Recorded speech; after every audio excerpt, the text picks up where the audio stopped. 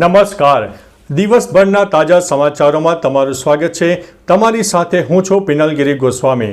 સમાચારો વિસ્તારથી જાણીએ એ પહેલા મહત્વના સમાચારો ઉપર એક નજર. નમસ્કાર મિત્રો. આજની વિડીયોમાં વાત થશે અમદાવાદ મ્યુનિસિપલ કોર્પોરેશન દ્વારા લેવાયો છે મોટો નિર્ણય. ત્યારે વાત થશે ભારતીય પુરુષ ટીમે ખોખો વર્લ્ડ કપમાં પણ મેડલ જીતી લીધો છે. ત્યારે વાત થશે જમ્મુ કાશ્મીરમાં સોપેરામાં સેના અને આતંકવાદીઓ વચ્ચે આકર્ષણ થયું હતું અને અથડામણ પણ થઈ હતી. ત્યારે વાત થશે સુરતમાં મહાનગરપાલિકાએ રાતોરાત ઘટાદાર વૃક્ષો કાપી કાઢ્યા છે. ત્યારે વાત થશે હવે તમે જાતે જ ટ્રાન્સફર કરી શકશો પીએફની રકમ. ત્યારે વાત થશે મહાકુંભમાં જવા ફ્લાઇટના ભાડા 7મા આસમાને પહોંચી ગયા છે. ત્યારે આગળ વાત થશે અંબાલાલ પટેલની ભૂક્કા કાઢી નાખતી આગાહી સામે આવી છે. ત્યારે આગળ વાત થશે વડોદરામાં ટ્રિપલ અકસ્માત 5 લોકોના થયા છે મોત. ત્યારે આગળ વાત થશે અમેરિકામાં ટિકટોક સત્તાવાર રીતે બંધ કરવામાં આવ્યું છે. સૈફ પર હુમલાના કારણે ઇબ્રાહિમની ફિલ્મનું શૂટિંગ પણ અટકી ગયું છે. ત્યારે આગળ વાત થશે સાકિબ વિરુદ્ધ ધરપકડ વોરંટ જારી કરવામાં આવ્યું છે. ત્યારે વાત થશે આગામી 2 વર્ષ દુનિયા માટે સૌથી મોટો ખતરો છે. ત્યારે વાત થશે મુકેશ અને નીતા અંબાણી ટ્રમ્પને મળ્યા હતા. હવે મિત્રો સમાચારો વિસ્તારથી. યુએસએના નવા ચૂંટાયેલા રાષ્ટ્રપતિ ડોનાલ્ડ ટ્રમ્પના શપથ સમારોહ પહેલા રાત્રિ ભોજનનું આયોજન કરવામાં આવ્યું હતું.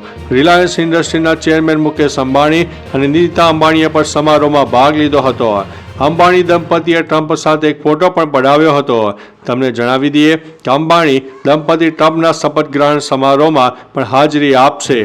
20 જાન્યુઆરી યોજાનાર શપથ સમારોહમાં એસ જયશંકર ભારતનું પ્રતિનિધિત્વ કરશે. મિત્રો અન્ય મહત્વના સમાચારની વાત કરીએ તો આગામી 2 વર્ષ દુનિયા માટે સૌથી મોટો ખતરો.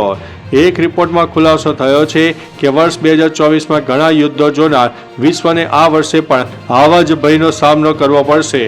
Global risk report world economy ફોરમે જાહેર કર્યું છે કે 2025માં વિશ્વ યુદ્ધનું જોખમ 23% રહેશે. હવામાન ફેરફાર અને ભૂ આર્થિક મુદ્દાઓનો ખતરો છે. બીજું કે આગામી 2 વર્ષમાં ખોટી માહિતી ફેલાવો અને આગામી 10 વર્ષમાં ગંભીર આબોહવા પરિવર્તન ખતરનાક બનશે.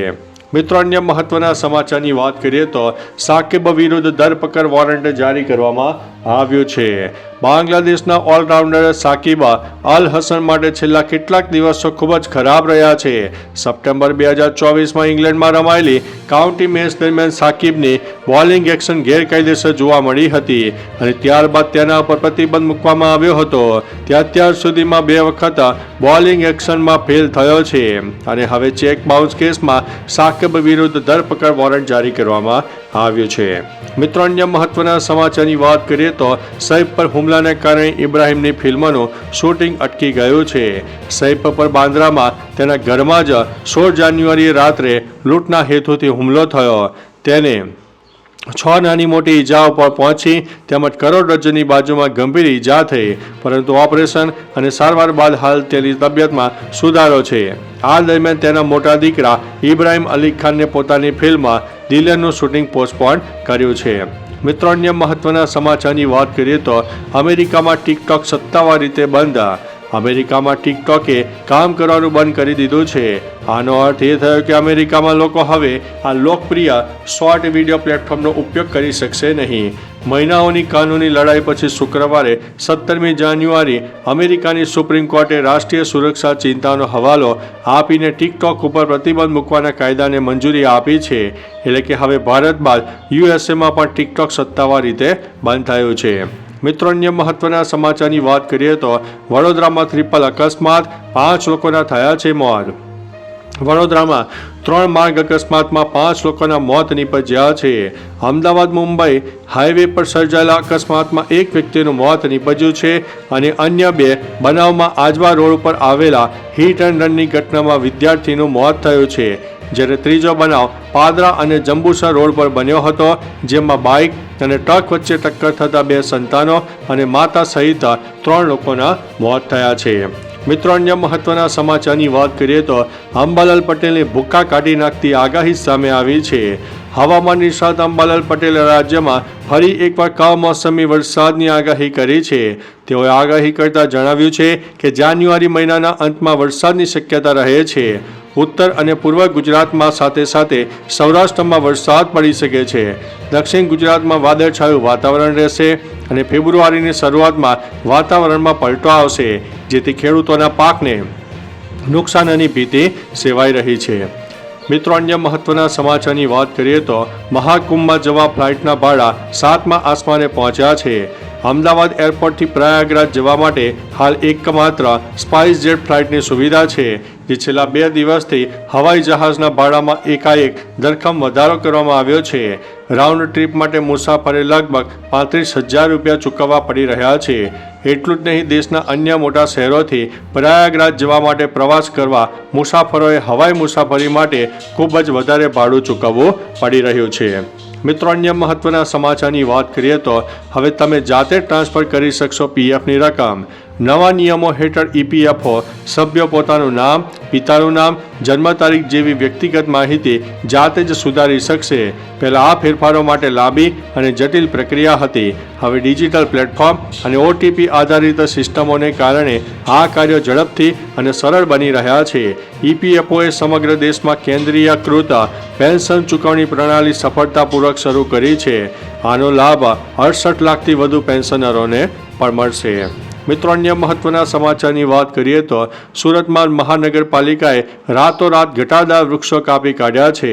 સુરત મહાનગરપાલિકા દ્વારા સુરતના અલથાણ વિસ્તારમાં આવેલા બાયોડાયવર્સિટી ખાતે અંદાજિત 5,000 જેટલા વૃક્ષોનું રોપણ કરવામાં આવ્યું છે.